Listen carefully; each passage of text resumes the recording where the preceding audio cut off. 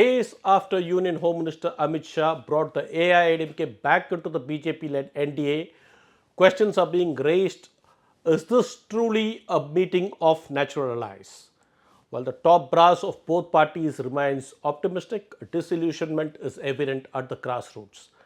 The exit of BJP Tamil Nadu President Annamalai has upset a section of party cadres. So, what does this alliance really mean for Tamil Nadu politics? What are the challenges and what opportunities lie ahead?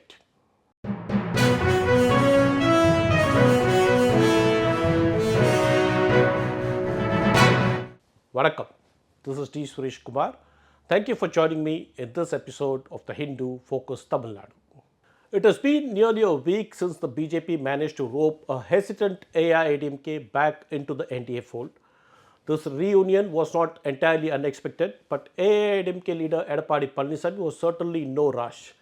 Having walked out of the NDA 19 months ago, Palnisamy had maintained, even after meeting Amit Shah last month, that there was still a year to go for elections and that alliances would shift with time. In fact, soon after that meeting, AIADMK MPs voted against the BJP-led government's Waqf Amendment Bill in the Rajya Sabha. Yet, in a surprise move, the BJP leadership chose to display a sense of urgency and to formalize the alliance now well ahead of next year's assembly elections. So, what are the major roadblocks here? Challenge number one is there is a lack of chemistry. At the ground level, there is little excitement. No celebrations, no sweets, no fireworks. Nothing like what we saw when the AIADMK exited the NDA in September 2023. The AIADMK cadres feel the leadership was pressured into this decision. Even though Amit Shah was clear that Palniswamy will lead the alliance in Tamil Nadu, it was still the BJP, traditionally the junior partner, that made the announcement. That rubbed many the wrong way. Also, second-rung leaders of the party now face the tough task of convincing grassroots workers, especially when previous alliances with the BJP led to an erosion of minority support. The BJP, meanwhile, is counting on actor Vijay's Tamalaga Vetri Kalagam to split the minority vote and weaken the ruling DMK front. Challenge number two is coalition anxiety. Amit Shah's declaration that a coalition government will be formed in 2026 has set off alarm bells in the AIADMK camp. Cadres fear this could mean giving up more seats to the BJP and the other allies, which echoes the failed DMK Congress equal partner model of 1980. AIADMK also has rejected coalition arrangements historically and now must first convince cadres before selling this idea to the voters. Also, there are some ideological mismatches. The BJP has criticized the DMK over issues like NEET, delimitation, and the three-language policy. But the AIADMK isn't fully aligned with the BJP stance on these issues.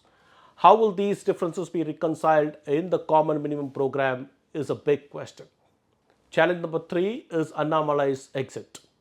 While the news of the alliance overshadowed the leadership change in the BJP state unit from Annamalai to Nayanar Nagendran, but the former's exit still stings.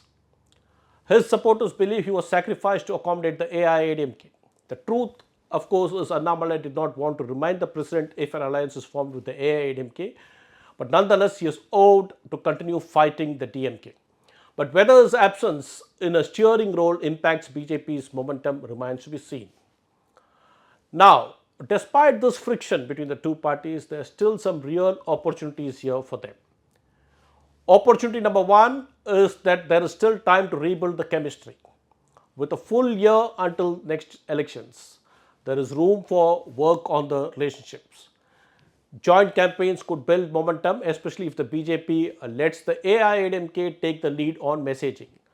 Crafting a balanced common minimum program could also help bridge policy gaps and appeal to the Tamil voters. Opportunity number two is the anti-incumbency factor. The DMK government, led by Stalin, despite strong messaging on state autonomy, language pride, delimitation and welfare issues, faces serious heat. Law and order issues, corruption allegations and central agency probes into senior ministers are giving the opposition strong ammunition. Amit Shah has even hinted at action against CM Stalin and his son Udayanidhi. If the opposition can build a consistent narrative, then this could become a turning point. Opportunity number three is a likely bipolar battle. The formalization of the BJP-AIADMK alliance may turn the next year's polls into a largely bipolar contest, one between the NDA and the DMK front.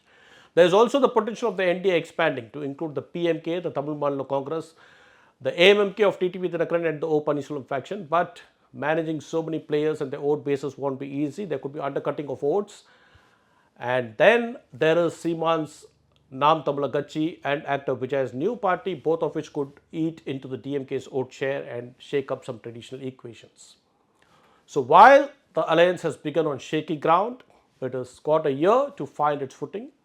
A lot will depend on how well the BJP and AIADMK can manage expectations within and present a united front outside. For now, it is a political marriage of convenience, but could this evolve into something more strategic?